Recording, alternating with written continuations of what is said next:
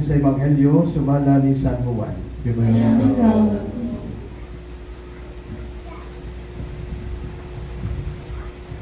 Si Jesus mingon sa iyang mga tinunan, kung nahigugma kamo kanako, tumanan ninyo ang akong mga sugo.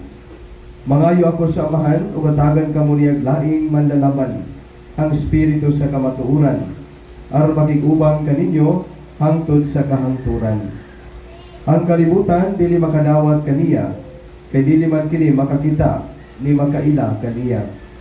Apan nakaila kamo kaniya, kay nag-uban siya ug nagpuyo diha kaninyo. Dili ko kamo pasagdan nga mag-inusara, mubalik ako. Sa dili madugay ang kalibutan, dili na makakita kanako. Apan makakita kamo kanako, ug kay ako buhi man, mabuhi usab kamo. Inig-abot niya itong andawa, may balo kamo, nga ako anaa sa amahan, o kamo ania kanako. Ingon nga ako anaa usab kaninyo. Ang mudawat sa akong mga sugo, o magtuman ini, mao ang nahigugma kanako. Ang akong amahan, mahigugma kaniya, nga nahigugma kanako. Ako sa pahigugma kaniya, o magpaila sa akong kaugalingon, ngadto kaniya. Ang Ebanghelyo sa Ginoo. Palihog manlingkod, magkagaling. Mga kaigsunan ko ni Kristo, maayong gabi kaninyong tanan. May kabilusan. Sa atong mga ilahan, Happy Mother's Day. So, basing na kay ilahan nga katapat nimo, pakigreet siya. O Happy Mother's Day. Mga ilahan, mga mama, mga nanay, mga mami, napay mamalo, napay mamilo, mga lola nato. So mga kaigsunan ko ni Kristo, karong Domingo nagsaulog kita sa ikaunong nga Domingo sa pagkabanhaw. So we are still in the season of Easter. So gikan sa Easter Sunday, karon nagsaulog pa ta ang panahon sa pagkabanhaw. Karon amo ang ikaunong nga Domingo sa panahon sa pagkabanhaw. Ug next Sunday magsaulog na kita sa Ascension Sunday, ang pagsaka ni Kristo ngadto sa langit.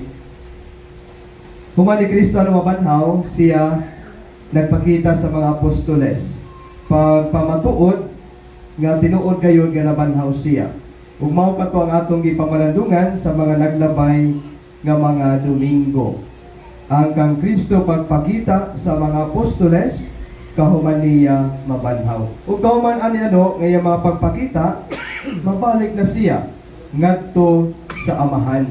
Nga mao ato gitugan diya sa atong pagtuo nga si Kristo mobalik ngadto sa amahan, sa tuo sa Dios Amahan. Ang iyang trono. Nga mao atong pagsaulugon during Ascension Sunday. Next Sunday.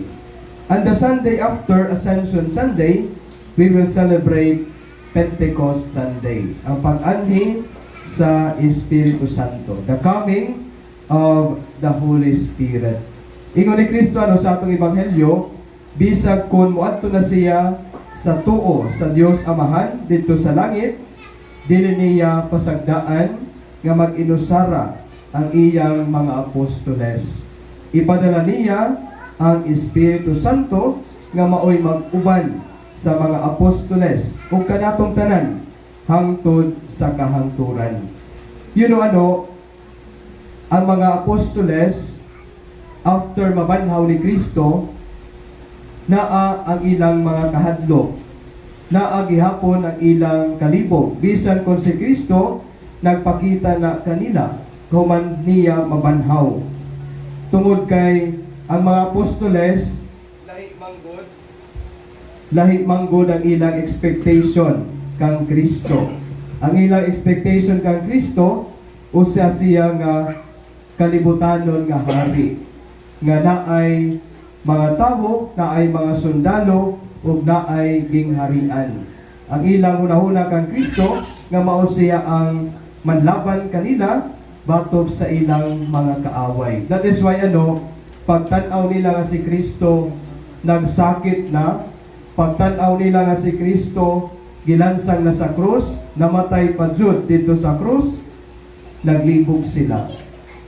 Nahadlok sila tungod kay dili mao ang ilang expectation kang Kristo. That is why tungod ni Ana, si Kristo nakaintindi sa ilang kahintang. That is why after the resurrection of Jesus, nagpakita siya kanila paghupay sa ilang mga kahadlok, paghupay sa ilang mga kaguol. Pero bisan pa ni Ana, naglibog gihapon sila napaghihapon ang ilang kahadlok, kulang paghihapon ang ilang kadasig diya sa ilang pagsunod kang Kristo. That is why pagbalik ni Kristo ngadto sa langit, iyang gipadala ang Espiritu Santo. Ang trabaho sa Espiritu Santo, mauna ka na ang paghingpit sa gugma sa mga apostoles diya sa ilang pagsunod kang Kristo. Naana kanila ang kabalo. Nakabalo na sila, nawala ng ilang kahadlok, o nawala na ang ilang kalibog. Nakaintindi na sila sa mga butang nga nahinabo. Nakaintindi na sila sa mga butang nga gitudlo kanila ni Kristo. Karong Domingo diya sa atong pamalandong, gipahinumduman kita ni Kristo sa iyang pinakalabaw nga sugo nga mao ang paghigugma, the greatest commandment. Jesus said in the gospel, kung mahigugma kamo kanako, tumanon ninyo ang akong sugo. If you love me, you will follow my commandments. In other words, mga kaigsunan ko ni Kristo, the greatest proof sa atong paghigugma sa Dios, makita diha sa atong pagsunod sa iyang mga sugo. Unsa man ang iyang mga sugo, duhara. Paghigugma sa Dios, labaw sa tanan, paghigugma sa atong isig katawo, sama sa iyang paghigugma kanato. To love God above all else, and to love one another as He has loved us. Duha nga sugo nga kinahanglan nato tumanon. However, mga kaigsunan ko ni Kristo, kabalo po ang atong Ginoong Kristo. Nga bisag duha na lang ang sugo, maglisod gihapon kita pagtuman ni ini. Sa una mga Hudeyo, na sila 10 commandments ug sila naglibog gihapon kay daghan man mga sugo unsay pinakalabaw ni ani. Ug si Kristo iyang gisummarize ang mga sugo into 2: paghigugma sa Dios labaw sa tanan, sa atong isig katawo. Pero gihapon bisag duha na lang, naglisod gihapon ang iyang mga tinun-an. Ug kita naglisod gihapon kita pagsunod ni ini. Kay kung dili pa lang nilisod kung sayon lang ni nga sugua, ada kay hayahay untang kinabuhi, nindot untang kalibutan. Dili untang kita magkabulag-bulag, dili taon ta magpadumot-dumot, dili taon ta magpadaot-daot, dili unta tano magpatyanay. Wala untay gera tungod kay ang matag usa nagsihigog maayman. Pero tungod kay lisod ining sugua, mao kanano nga mahinabo aning mga butana. Pamilya magkabulag, dili magkasinabot, siguro kulang ang paghigugma. Usa nga leader usa nga African leader, you know him si Mahatma Gandhi. Si Mahatma Gandhi, dili siya Kristiyano dili siya sumusunod ni Kristo. Pero kabalo siya sa atong relihiyon. That is why ganahan gani siya sa atong relihiyon. Kay atong relihiyon, relihiyon sa gugma, religion of love. That is why si Mahatma Gandhi, ngingon siya actually, I like your religion. I like your leader, Jesus Christ. Pero ang dili niya ganahan ang mga miyembro sa atong relihiyon. I like your religion, I like your Christ, but I do not like your Christians. Gano man, tungod kay dili man magtuman sa mga sugo sa atong Ginoong Hesukristo. Labi na ang sugo sa paghigugma. In fact nga mao kana ang sad reality. Ang atong relihiyon gugma, pero dili man ta mutuman ni ini. We are a religion of love, but we hate each other. We are a religion of love, but we destroy each other. And others ano, killing. We kill each other even. That is why no mga kaigsunan ko ni Kristo, mao ka ng sugo sa Dios kanato pag higugma ay kita. That is why no sa atong ebanghelyo gipangunahan ni Kristo ang iyang mga apostoles nga iyang gisaad pagpadala sa Espiritu Santo. Kay kabalo si Kristo ano nga maglisod gyud ta pagsunod aning iyang mga sugua. That is why He sent to us the Holy Spirit, ang ikatulo nga persona sa Santissima Trinidad. Unsa man kinano nga Espiritu Santo? Ang Espiritu Santo mao kana ang espiritu sa gugma. Ang gugma sa amahan ug anak. Ang amahan nahigugma sa anak, ang anak nahigugma sa amahan. Ug kana nga gugma mao kana ang Espiritu Santo. Nga maoy gipadala ni Kristo ganhing sa kalibutan. Ang Santissima Trinidad ano, ang amahan, ang anak ug Espiritu Santo nagkahiusa sila. Dili sila nagkabulag-bulag. Nganuman tungod kay naay gugma ang matag usa. Ang amahan nahigugma sa anak ug ang anak nahigugma sa amahan. Ang ilang gugma ano, mura siya kalayo, ano? Nagdilaap ang ilang gugma sa matag usa. Salit kusog ano ang ilang paghigugma sa matag usa. That is why ano, usa sa mga imahen sa Espiritu Santo mao ang kalayo, fire. Ang mga apostoles before the coming of the Holy Spirit, murag ang ilang kasing-kasing na mugnaw.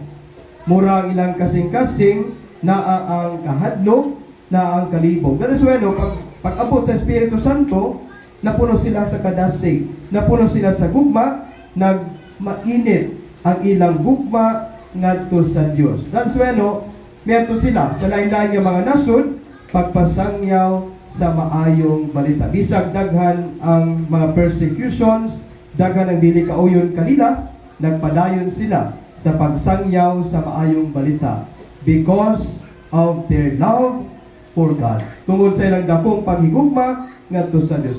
And this became possible because of the coming of the Holy Spirit. Sumaw ka na no, kaya importante ang Espiritu Santo diha sa mga apostoles. Kung magkaigsunan ko ni Kristo ano, the moment nga gibunyagan kita, the moment nga nakadawat kita sa mga sakramento, naa kanato ang Espiritu Santo. Dili man nato siya makita ano, pero kanunay siya nagauban kanato. Kanunay siya naggiya kanato. Naa siya no, sa atong mga konsensya, naa siya sa atong unahuna, nga maoy nagduso kanato, nga maoy magdasig kanato, nga kanunay kita no, magtuman sa mga sugo sa Dios. That is why no, mga kaigsunan ko ni Kristo, sa mga panahon ano nga usahay mamugnaw ang atong mga kasing-kasing, usahay mawala ang gugma diya sa atong kasing-kasing, we ask the Holy Spirit. Mangayo kita og tabang sa Espiritu Santo. Nga painiton ano, ang gugma diya sa atong kasing-kasing. Nga binagod ano, diya sa matag pamilya.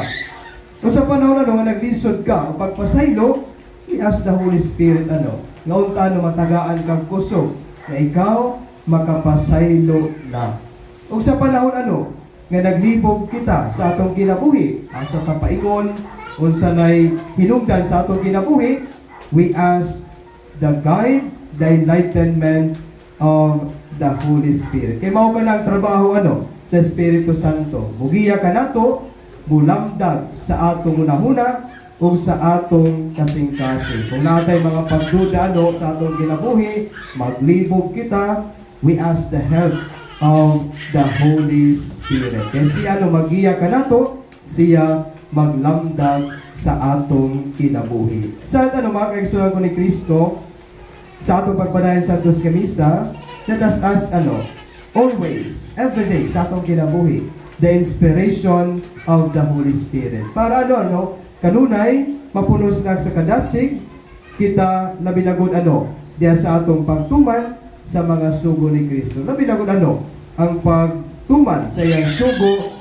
sa paghigugma. Kaya kung kita lang ano, lisod yun ang paghigugma. Kaya gusto nato magdumot, ano? Gusto nato makibalanse yun, ano? Sa atong isig katawo. Gusto nato mabalos. Pero with the inspiration and help of the Holy Spirit, makabalo kita ano, pagpasaylo, makabalo kita paghigugma sa atong isig katawo. Si Maria, tanan nga mga santos, mutabang unta kanato. Amen. Palihog, malindog.